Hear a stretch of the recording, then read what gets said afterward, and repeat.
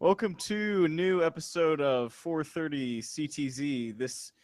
It's definitely not 4:30, but we are in the Central Time Zone. I've got a new co-host, new guy on the show, Peter Williams. He's, Without the S, so he's already just got an just just online singular. presence. You might know him from his website, Evolve with Love, or his YouTube channel. Check him out. Yeah. So for the podcast today, I was just thinking, and we could start with a couple like a small topic or like a news item if you've got any, or whatever's on your mind. I definitely have uh, a few things I'd like to talk about. Awesome. Did you hear about Ohm in the Dome, by the way? No, I didn't.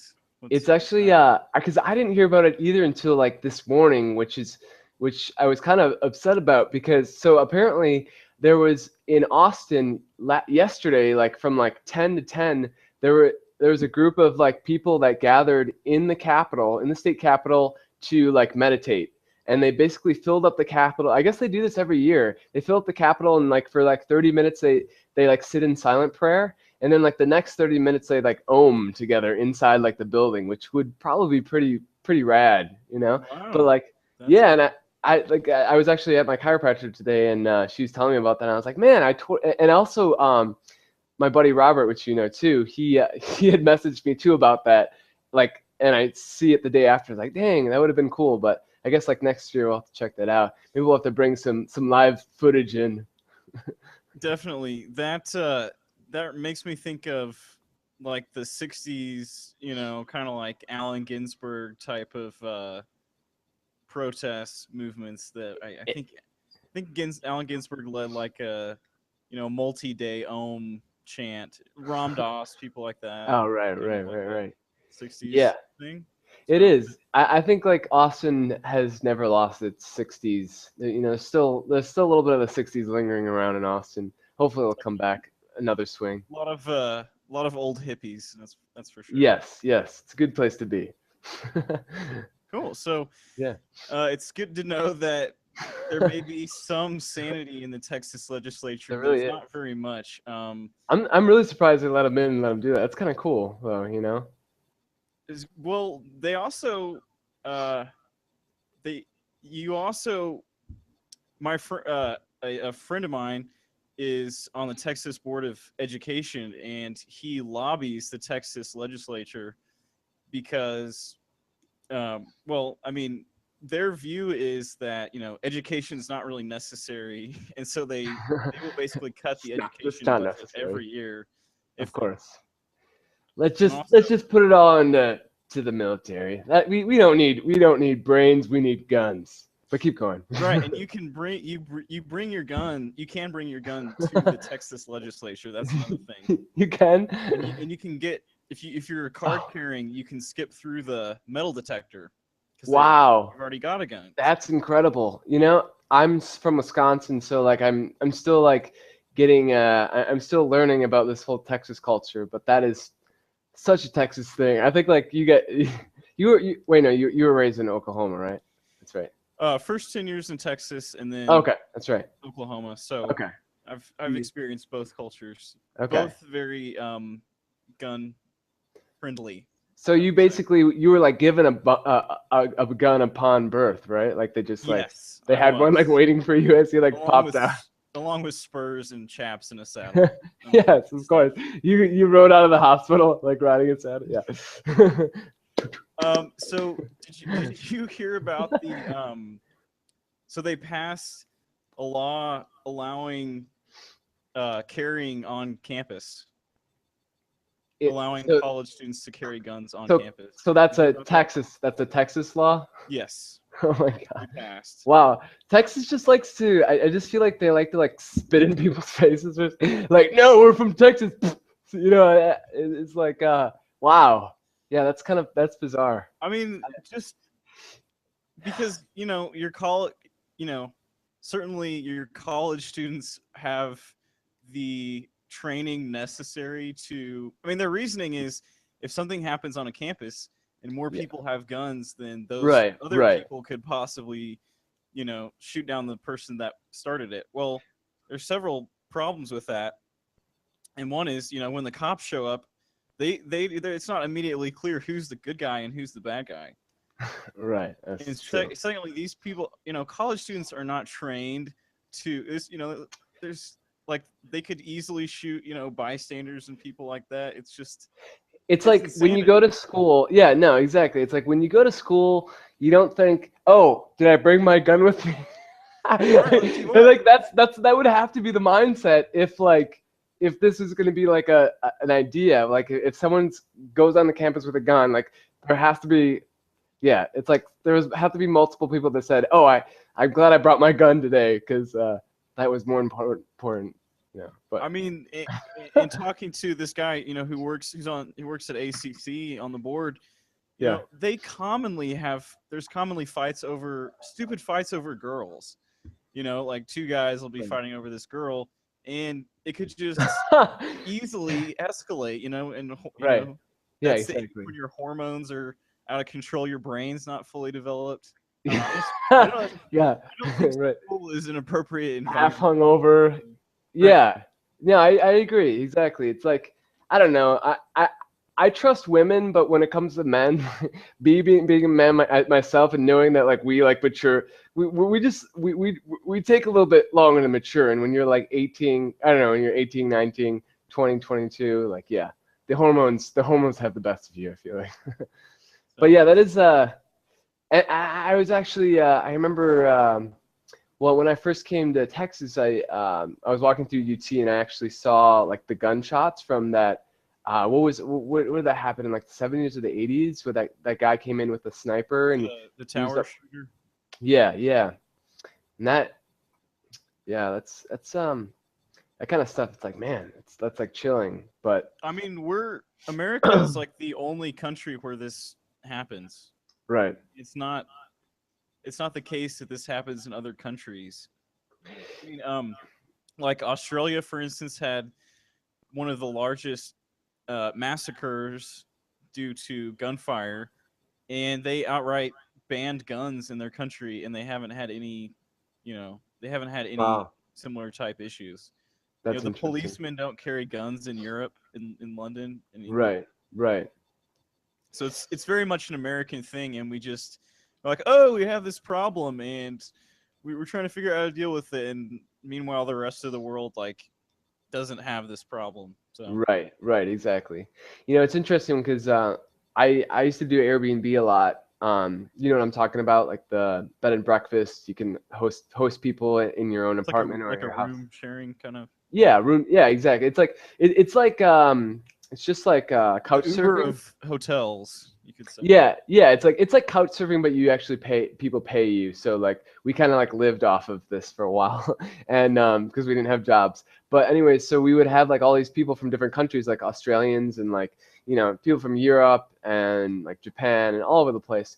But especially like the Australians, like they're kind of afraid of America. Like they actually we had someone who was born in U.S. but had been in Australia for like 15 years, and she was kind of like afraid to come back to America just by how like there's just this kind of like hostility that's there that we don't really recognize, but like people recognize it when they kind of step on the soil. And maybe that's just someone's perspective, and maybe that's them watching too much of the American news too, because that'll certainly do it to you. But I don't know. I think that a lot of it has to do with like we kind of live in this society where we don't necessarily always embrace our emotions or like embrace what we're feeling, and what we kind of like just we'll just do things. I don't know. We'll just focus on doing things because it seems like mentally that is the right thing. We need to just keep doing things to keep doing things, but we don't necessarily take that time to like assess like where we're at and how we're feeling. And I think I noticed this the most when I was going through grad school, and like I would we would have like 3 months on and like 2 weeks off, and like after these 3 months during this 2 week period I would go through like extreme depression every time, because and what I realized after a while like having these experiences is that it's because I didn't have any time to like process my emotions at all because I was so focused and going and going and going nonstop. And I feel like that's kind of like similar to the American culture. Like it doesn't, that's at least like I think there's, especially in like the corporate world, it's just like this go, go, go, go, go. And then, and you notice when you have money, you have like this kind of ability to, like if you're feeling emotion, well, you can fill in that space, that gap with food or with like, luxuries or like, like materiality. You fill in that space. And like I've noticed that in my own life where it's like I don't know, have you ever gone on a fast? Have you ever like fasted before? Tried that out?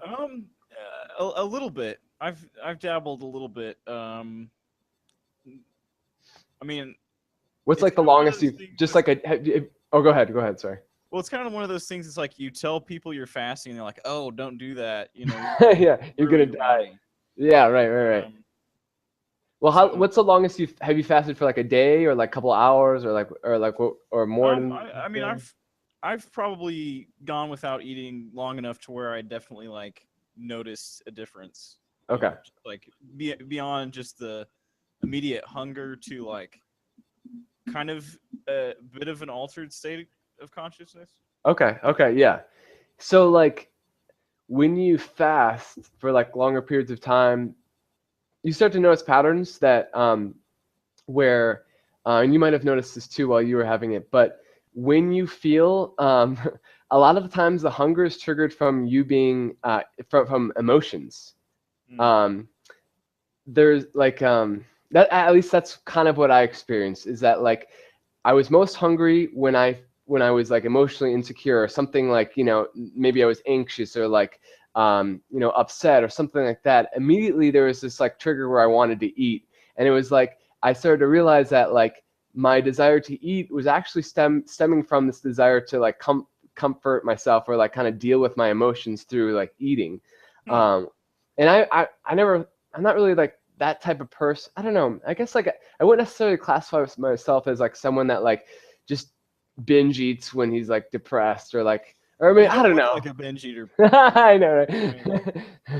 I don't know. Maybe I am. Maybe I don't eat when I'm depressed. I don't even I know what mean, it is.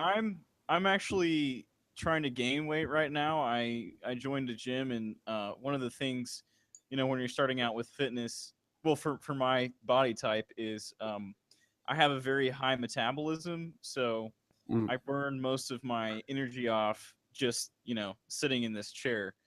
So Right.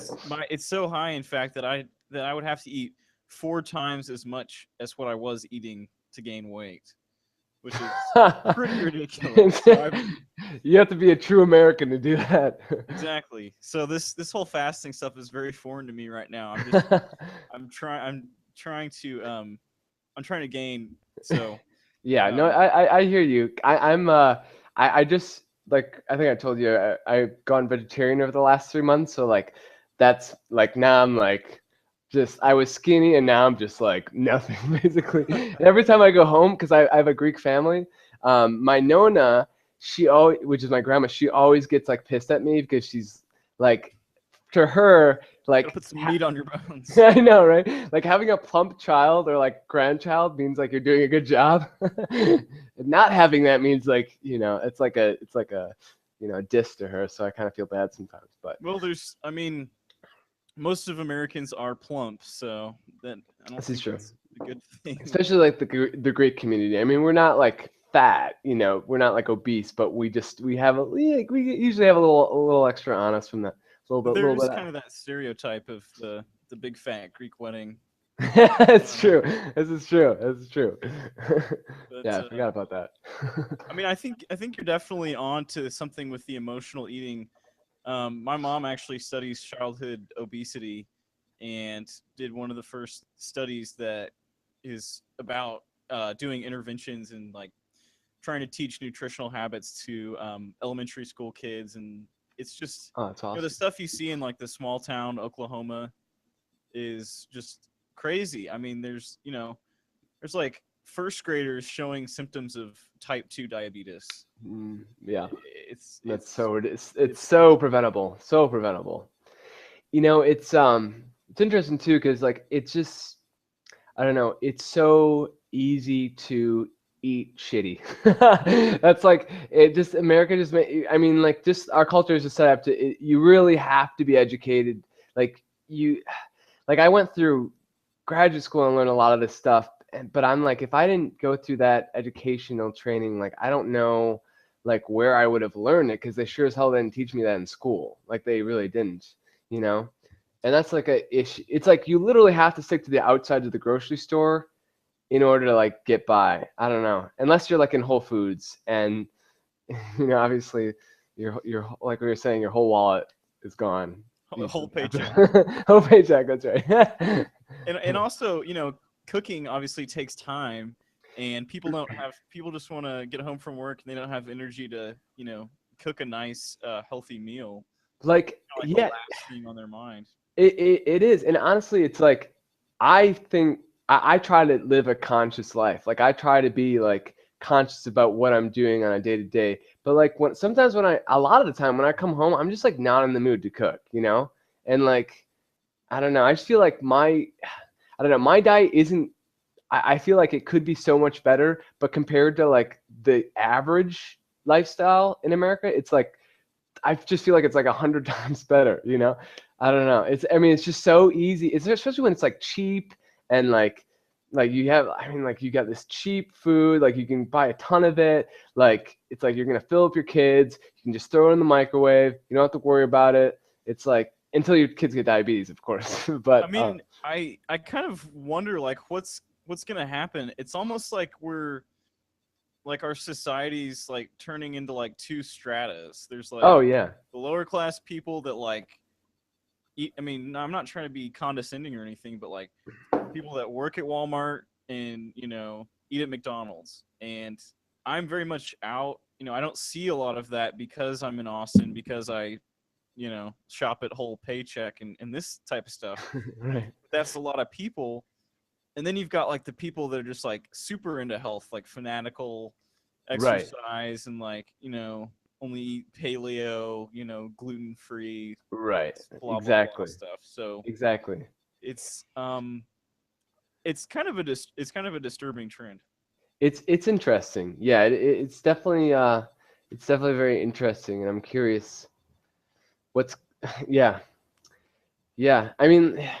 It's just bizarre too, because like when you eat, and I know my body's more sensitive, because when you eat like healthy and then you eat something that's unhealthy, like your body immediately picks up on that. But like pizza, yeah, or like whatever. But like it really does. It's like food really has an impact on like your ability to like be present with yourself, And again, it goes back to like being able to like connect with yourself, and like, I don't know, when you're putting a lot of that garbage in there, like it's just creating like more and more barriers to understanding who you are. And it's interesting enough that we're talking about this, because like this month is like National Suicide Month. Not to be like dark, I don't know, I feel like we're talking about like kind of darkish stuff, but I think that's also part of the darkness leads to the light. So it's like it's all like interconnected. But I just find it interesting. Sometimes I think like the only way that like someone could really commit suicide is like if they were like, they would have to be disconnected from themselves to an extreme amount. Like there would have to be a large gap between like who they are or like who they think they are and who they really are. Does that make sense, what I'm saying with that?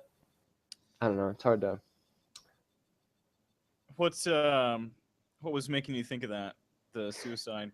Actually, so have you ever heard of the guy?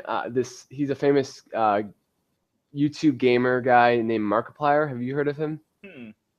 Okay, well he's got like, I don't know, he's got like 10,000 subscribers on YouTube, and I really like him because he's someone that he's one of those people that like doesn't take his fame for granted, and like he really goes out of his way to like, he does like charity events like just about like every month, and like he's constantly like creating videos like thanking his fans. He's just like a very like he brings a very genuine presence, and you can just tell that he's like connected and he cares and he wants to help people and he understands like his role. He's like our age, and he understands like his role, and like that he's like in front of a lot of people, and he has to like set a like an awesome example for kids and the people that are watching him. And I really like what he So kind of does. like the complete opposite of most celebrities that you see. Exactly, complete opposite. He's like a legitimate person, yeah. And so I watch him a lot. I enjoy his stuff. But he actually he was working with this troupe, this comedy troupe called Sindango. They basically they're just like a low budget, like, you know, like up and coming kind of like YouTube. They do like comedy skits and stuff like that. You can check out their channel. It's Cyndago. But the reason I bring this up is because actually last week one of the guys from Sindango committed suicide, and like Markiplier, he hasn't been posting any videos since. He's like, I need to take like a break for a while. Like, this is just like extreme. Like, I can't believe like this kind of thing happened. And interesting enough, and this is kind of wild, but I looked on Sindago's music, or I looked on their YouTube channel, and this is like so weird, but the last video that they posted, which is a week ago, so like literally right before this guy died, the last video that they posted, the title is called "Watch Sindango Die," and the last word is DYE, as in dye, like dyeing your hair. They were dyeing their hair. But like, it's this weird, like one of those. I thought you were going in like a snuff film direction. No, like it was literally like, yeah, watch Sindango die. And you're like, man, like it's just one of those weird like coincidences. You're like, whoa, that's like weird, you know. But so, anyways, I guess like I was kind of correlating all this back to like being disconnected from yourself, and like how food is all like it's all intertwined within that. And like, I don't know, you know, like, yeah, we have a culture where it's just like it's easier to be to be disconnected from yourself, and it actually takes conscious effort to like make the time to connect with yourself and understand who you are and understand how you're feeling and where you're at, you know. And like, if like what you're doing is what you should be doing, like, so I could go like way in depth on that, because that's kind of my life path is going down a path of like, this isn't who I am, and then having to completely change, then go in a different way. But yeah, it's not easy. So, but so yeah. So I've got a small topic that I found kind of interesting. Sweet. So like I told you, I started lifting, and That's right. so this thought popped into my head, and it's like, why, you know, why are gorillas? How are gorillas so strong when obviously they're not in the gym like lifting weights? And it's because I'm kind of jealous. Is it because I mean they're basically like parkouring like all day?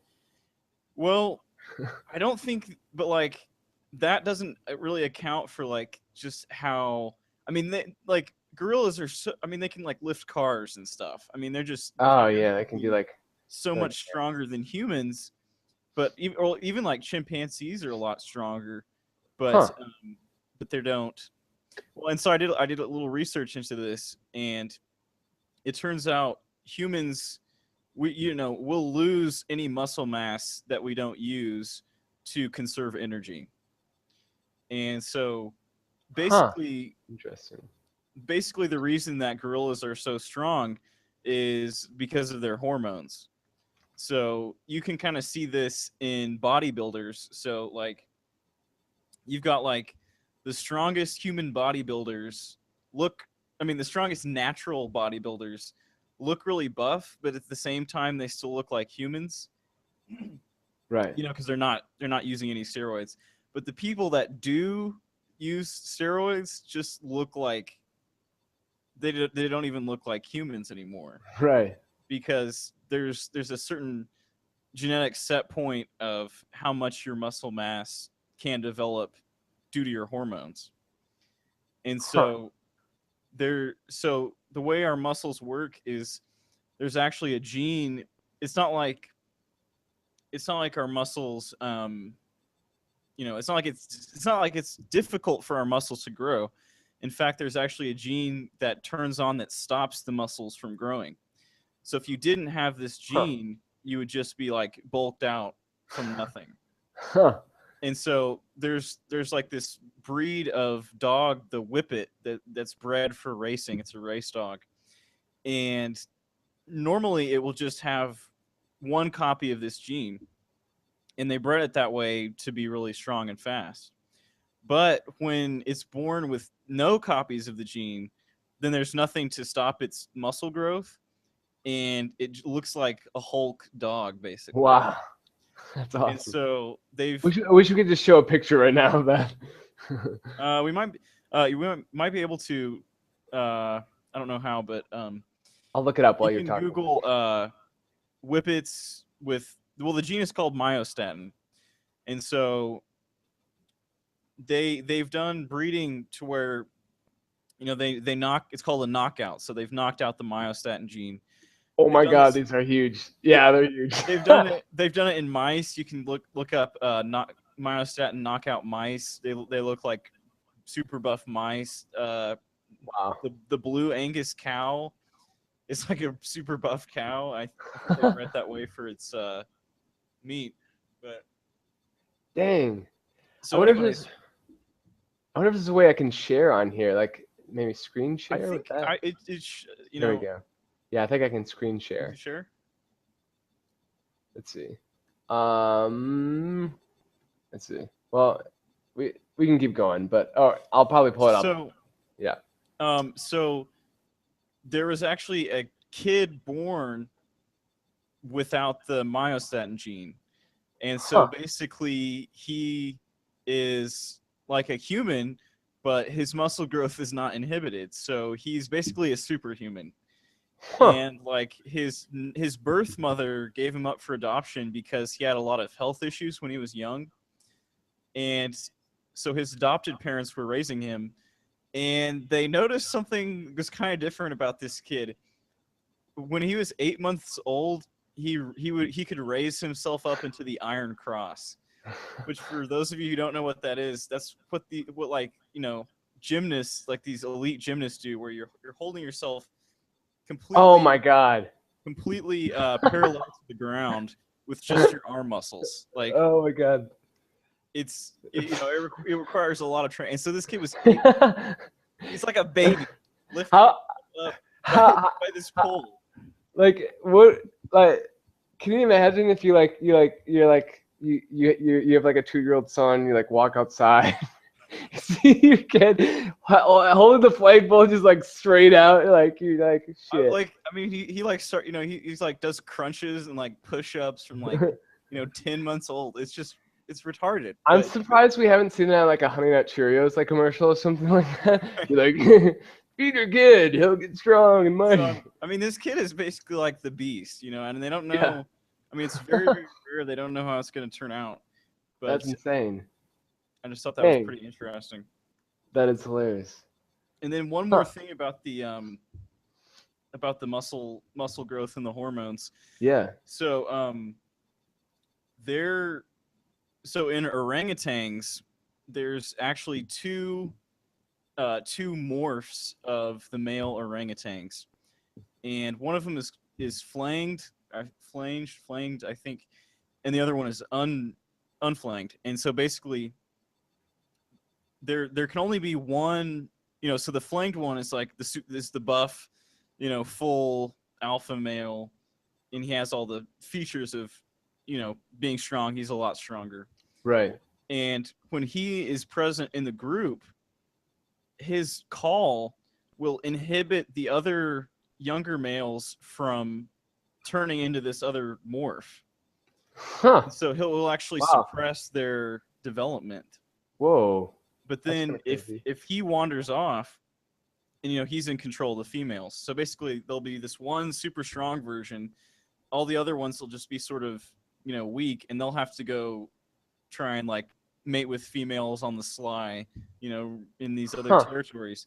But if the alpha orangutan leaves, then one of the younger ones will just undergo this mutation where like all the hormones just like hit him, and he basically just goes from like being this shrimpy dude, Wow. but like being super strong, like basically overnight. Wow, that's So insane. somebody compared it to the closest thing to a Pokemon evolution in real life is these orangutans. Dude, that is amazing. Speaking of Pokemon, did you see the new augmented reality game that's coming out in 2016? Mm-mm.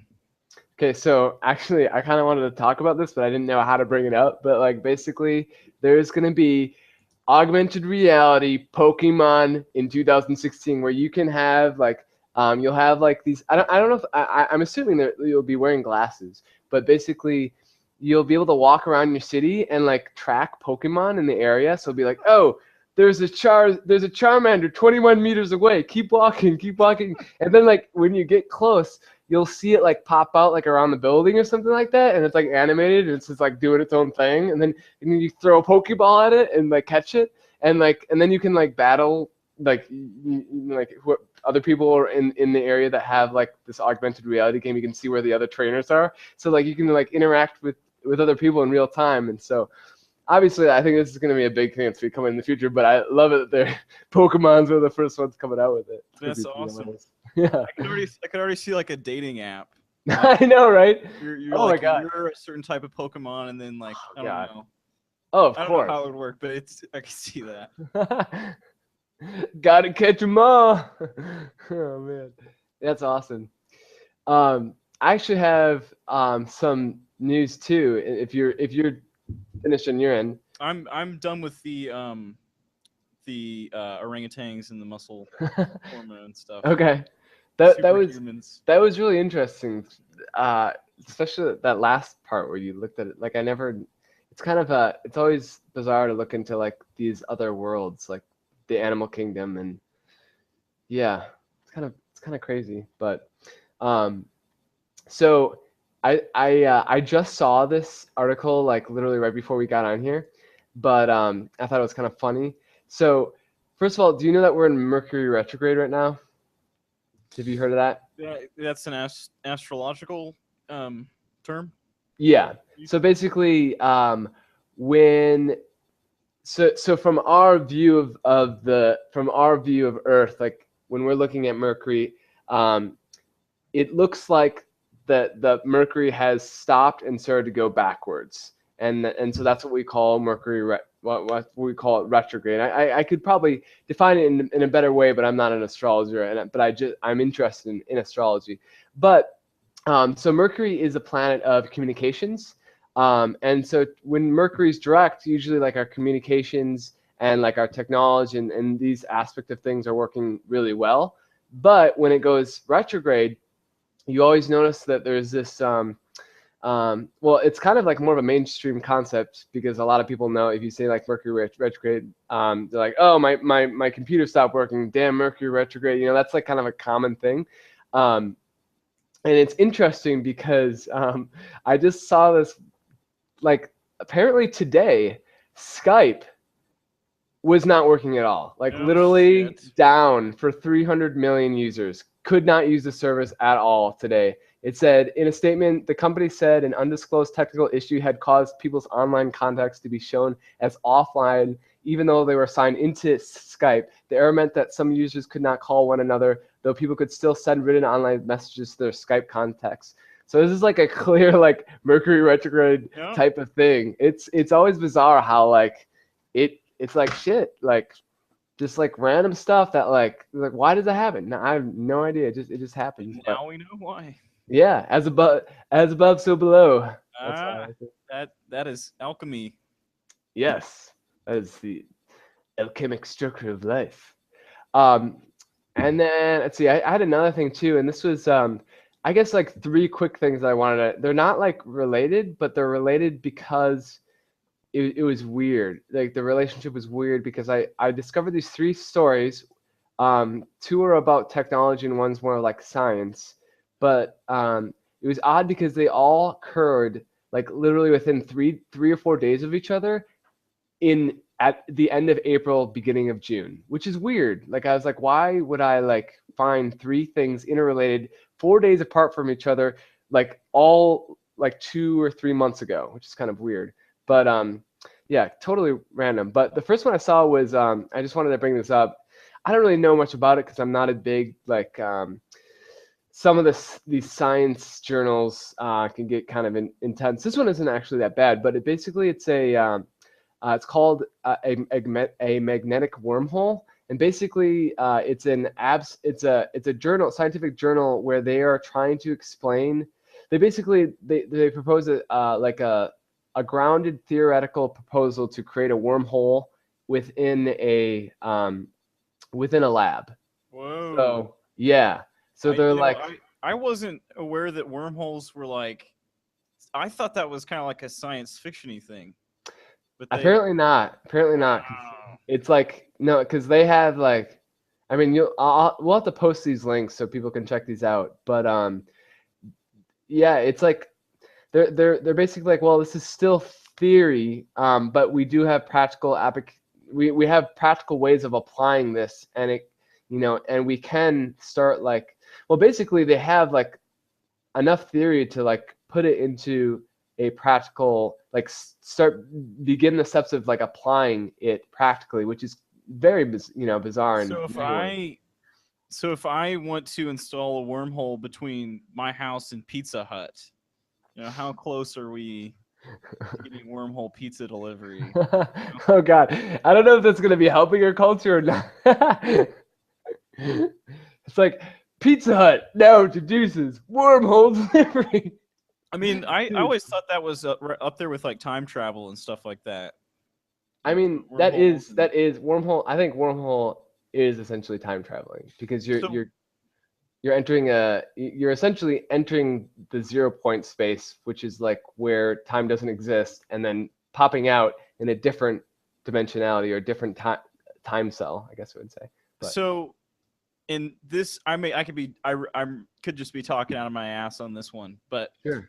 We all talk out our asses in some way. I try my best not to, but you've got a black hole, which is where matter, where this star has collapsed in on itself because it's so massive that it's sucked in under its own weight and has collapsed the space-time continuum to a single point. And so so we don't know. No one knows what happens when you cross the event horizon of a black hole.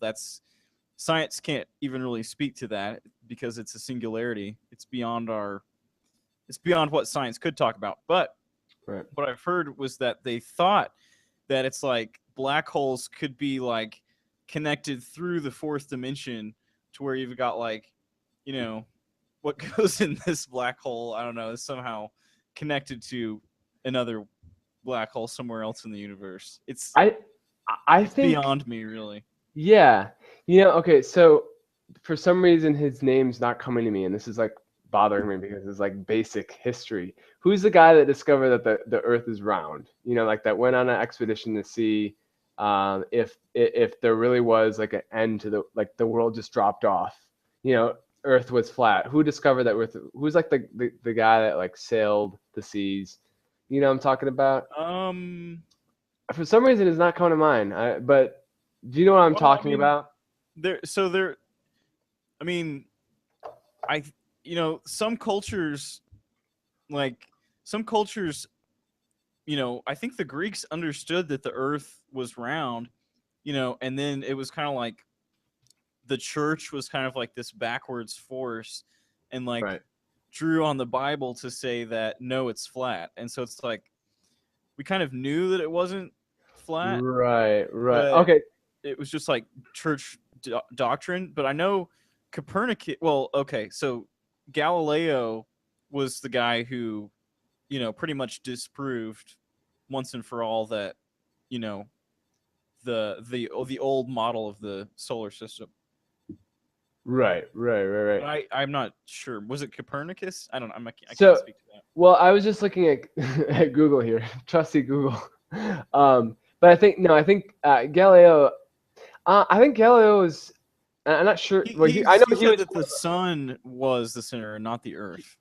Yeah, he was. Yeah, I think that he was. Yeah, he was definitely looking up at the stars a lot. I know that it says here that Aristotle always believed that like Earth was spherical in nature. And actually, who I was getting at is Christopher Columbus. That's what I just wanted to say. Like Christopher Columbus is the one who like sailed the seas and like realized that like, oh, there's actually like more to this Earth than we thought. But actually, what I was getting at with this is that like I think it's kind of a similar, almost like a similar story that we're like repeating, but like on more of a larger scale, where we're like, oh, does like space just like, is space just like go out, for billions and billions of years, or it's like, or is there something that like, is there a way to like go into a different dimension out? Can we like, what if we go through a black hole, like where do we go? Like, is that just the end? Do we just die? Like just like the Earth being flat, do we just fall off and that's it? Or do we go to, can we somehow enter a different dimension? I don't know. It's a good question, but I think that So I actually wrote. I had a creative moment. I actually wrote a short idea for like a science fiction movie. Really? Okay. That like might be interesting to like seg into. Sweet. And I do have other topics, but that could we just depending on time. But yeah. So here I'm calling it the golden age of the apocalypse. So this is my sci-fi movie offering. But okay, so rather than fighting the Cold War, the Americans and the Russians investigate clean renewable energy sources. An emphasis is placed on hydroelectric dams, wind, large pistons, etc. So in much the same way that it's difficult to keep a large sum of money, the main problem faced by engineers is the inefficiency of energy storage. So a power sharing plan, as envisioned by Buckminster Fuller, is put into place. So the Americans and the Russians connect the two hemispheres of the globe into a united power grid, so that power that's normally getting wasted during the non-peak hours gets routed to the other side of the globe. So this was an idea that that Buckminster Fuller, this forward-thinking guy, proposed back in the day. And so my movie's kind of an imagining of what would have happened if we had kind of taken the smart tact and not kind of fought the Cold War. So Right. So the oil wars are over and we live in a new golden age. Technological innovation flourishes and we learn how to tap into nearly unlimited energy. Using nanotechnology and quantum computers, we create a simulation of physics down to the smallest detail. This is referred to as the sim. People spend more and more time in the sim until it becomes more important than reality. And it's rumored that there are bugs in the sim. For example, intelligent alien cockroach bugs get spawned as like a glitch in the simulation. So after the war, a small band of Nazis survive in the underground after the end of the war. And they're not really a threat to the superpowers in the traditional sense, so they resort to hacking and social engineering to cause chaos. So the Nazis hatch a scheme whereby they breed paranoia about who's actually in control of the power grid. So their plan works, and an argument ensues between the Americans and the Russians about who is actually in control. The power grid that once united the world is now causing rising levels of unrest around the world. Humanity had long ago blurred the line between human and machine intelligence. AI are routinely passing the Turing test, and all the best psychologists are robots. What humanity did not appreciate is the exponential rise in the power of computing. So in the same way that a piece of paper is folded 32 times becomes the size of the universe, so does the increase in computing power create hints that superintelligence may be lurking. So the protagonist, a hacker and one of the few people not entirely dependent on the sim, runs the physics simulation bug that was created by the Nazi hackers and accidentally creates a tear in the space-time continuum. As a result, an intelligent psychedelic rainbow grid comes out of the sim and invades the real world invisibly. So aliens rip out of the simulation. All hell breaks loose on Earth. Oh, God. People start stocking up on goods such as bottled water, toilet paper, diapers, etc. People start trying to leave the Earth, and in the ensuing panic, Nazis have more power than ever. Is that how it ends? Or is that No, just that's saying just the about? beginning. Okay, that's just the beginning. Okay. Damn, that's intense. So, It's- oh, I'm sorry. What? Go Okay, what were we talking about before? Um, oh, you mentioned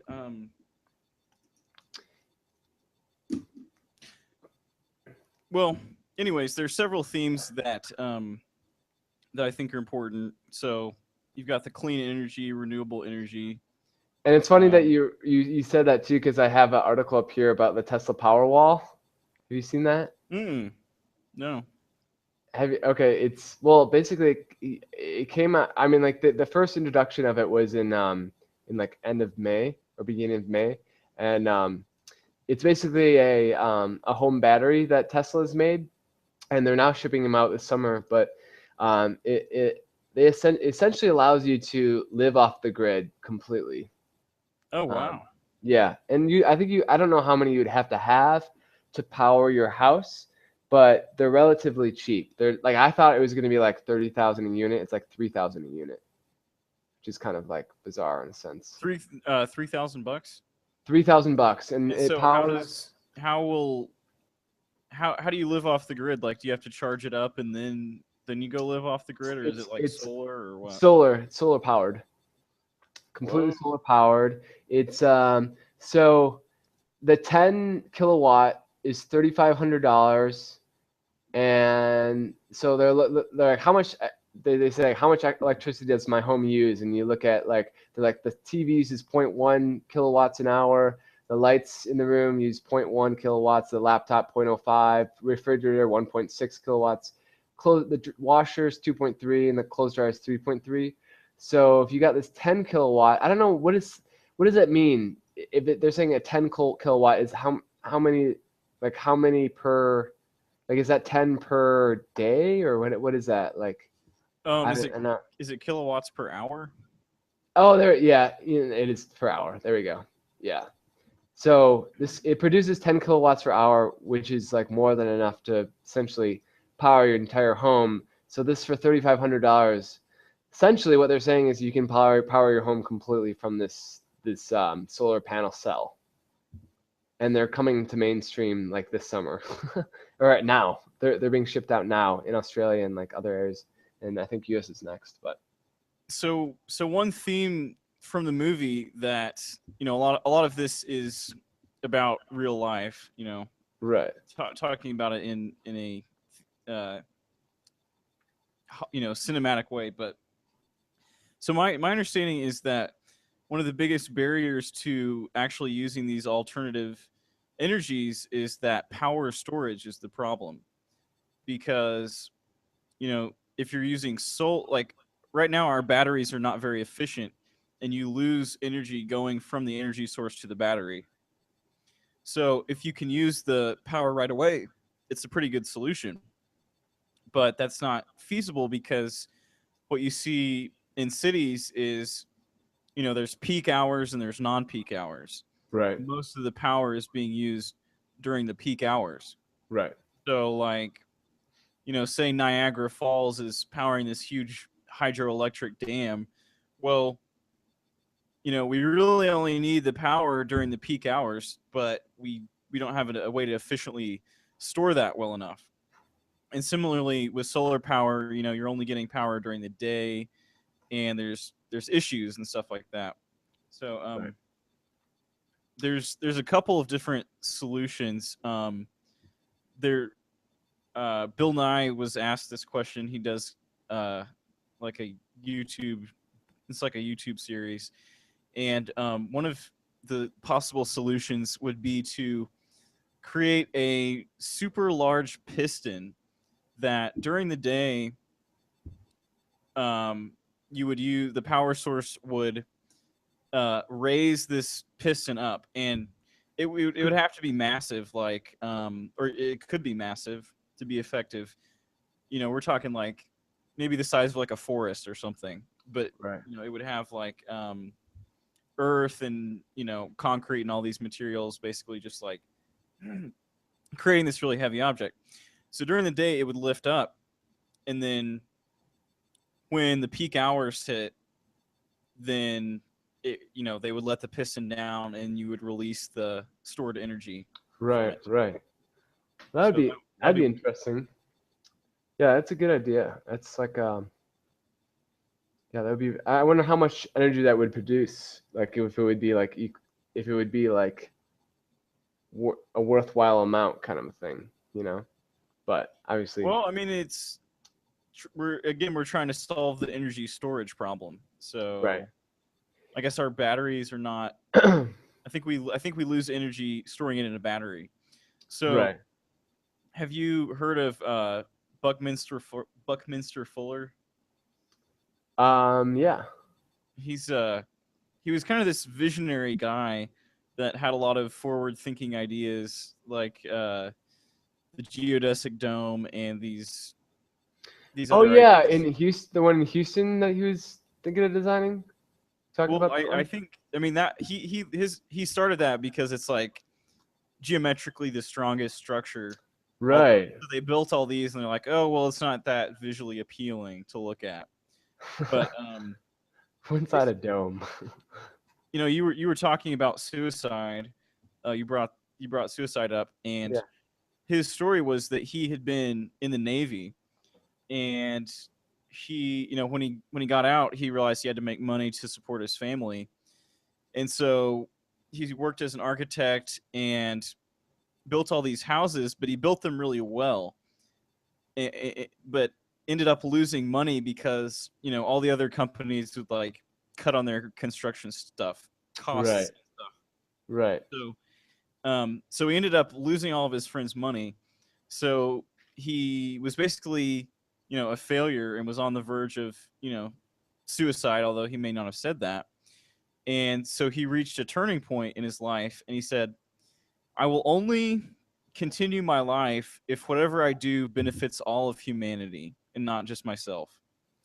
And so he like gambled on this idea of never trying to profit for himself, but only what would benefit all of humanity. So he coined the term spaceship Earth, thinking that humanity's on this spaceship, we have limited resources, and we face issues like hunger and all these problems, but we have enough to go around. Like there's no reason that people should still be hungry in this day and age when we have food surpluses like this. Right. So he was kind of like an elder figure to the 60s generation. Hmm. But his version of solving the power problem would be to and this was like during the 50s, would be to connect the United States and Russia into to be on the same grid. So since they're on the opposite sides of the earth, one would be experiencing day and the other one would All experiencing right. night. And so all the obviously you're not using power really much at night, and so Right. the peak hours would be transferred. Anyways, I think it's an interesting concept. That is, I think that is, and it would require us to get along a little better, I think.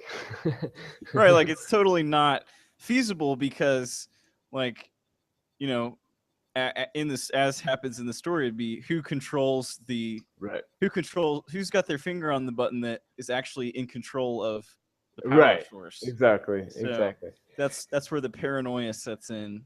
Right. Of course. It's so when I was watching this See, thing, your audio is cutting out a little bit. is it? Is it still cutting out? I'm It's not really kind of sure what to fuzzy. do with it. It's fuzzy. Let's see. Let's see if I can. One second.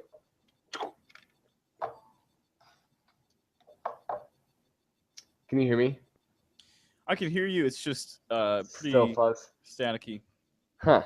That's weird. All right. Well, I'll have to figure that out. But yeah, no, it's interesting. I was watching the Tesla video where Elon, or what is this?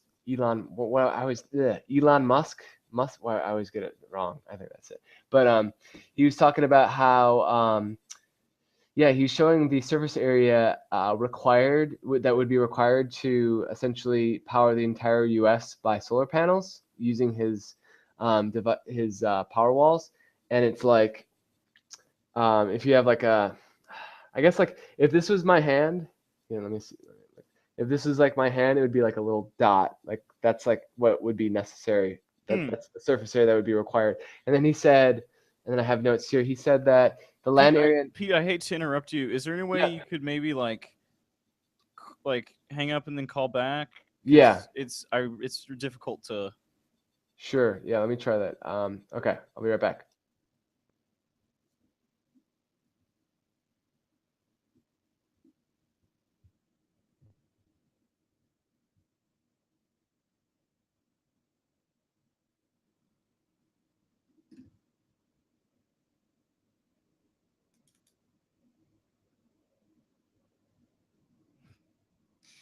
Sorry, we're experiencing some technical difficulties here at 4:30 CTZ. Well, okay. Am I better? It's still the same. So weird. Dang it. I wonder why that's happening. It's so odd. Let's see. Unless oh, you know what? This might be why. Oh, I know why. Okay. Is this better now? Is this better? No, maybe. Still bad. I don't know. It's still pretty staticky, man. That's odd. That's so odd. Huh? Because you're not. I mean, we could try and continue. It just sounds like you've got like a voice mutator on or something. Okay.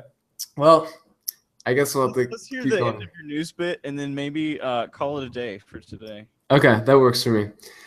So so the last thing I was saying was that he also stated that the land area necessary to transition the U.S. to zero carbon. Shit, does it really sound that weird? You sound like a cyborg. You're like cyborg Pete. I think that's probably better. Freaking AI, man. It's busted out of the simulation. Okay, sorry, go on. Basically, the battery power that would be required to so to supply battery power, it would require so he showed us an example of this is how much it would require for solar power, that's how much space we would use up, and then he said 1 pixel of that would be taken up for battery power, which is kind of crazy. So he seems to have it all figured out, apparently. So he maybe real life Iron Man. Yeah, I guess so, or the real life, the next Steve Jobs, the Steve Jobs of energy, or something like that. Seems like that's what he's going for. Tesla's kind of they have this sexy, appealing look, like an Apple look, kind of thing going for him. So, but yeah. Sorry for turning into a cyborg. No worries, man. Thanks for being on the show today. Yeah, man. Thanks for having me. We have to make this a regular thing. Heck yeah. Have a couple of ideas of people for special guests. Maybe we could try and get Eric Fisher on here. Yeah, that'd be fun. Some other cool people. Anybody who's got interesting stuff. So, all right. Well, I'm gonna go ahead and wrap this up. So, to all of our loyal fans out there, which there may or may not be any. There's millions. I know it. I wish you a good night and stay safe, be sane, and think about your future and humanity's future. Signing off. Cheers.